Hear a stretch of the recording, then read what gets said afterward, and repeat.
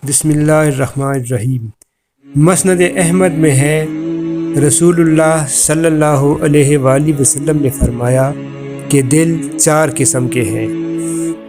ایک تو صاف دل جو روشن چراغ کی طرح چمک رہا ہو، دوسرے وہ دل جو غلاف آلود ہیں، تیسرے وہ دل جو الٹے ہیں، چوتھے وہ دل جو مخلوط ہیں۔ پہلا دل تو مومن کا ہے جو پوری طرح نورانی ہے، اسی لیے تو حضور صلی اللہ علیہ وآلہ وسلم کا فرمان ہے کہ مومن کی فراست سے ڈرو کہ وہ جب دیکھتا ہے تو اللہ کے نور سے دیکھتا ہے۔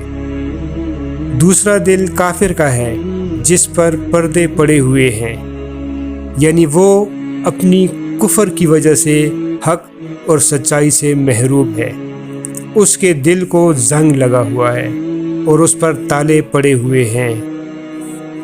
تیسرا منافق کا دل ہے جو جانتا ہے اور انکار کرتا ہے، یہ دل شیطان کی گرفت میں رہتا ہے اور نور ایمان سے خالی رہتا ہے۔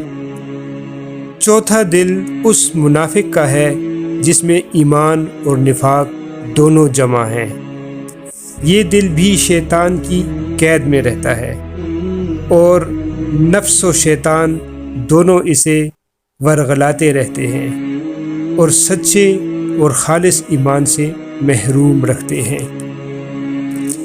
ایمان کی مثال اس سبزے کی طرح ہے جو پاکیزہ پانی سے بڑھ رہا ہو، اور نفاق کی مثال پھوڑے کی طرح ہے جس میں پیپ اور خون بڑھتا ہی جاتا ہے۔ اب جو مادہ بڑھ جائے وہ دوسرے پر غالب آ جاتا ہے۔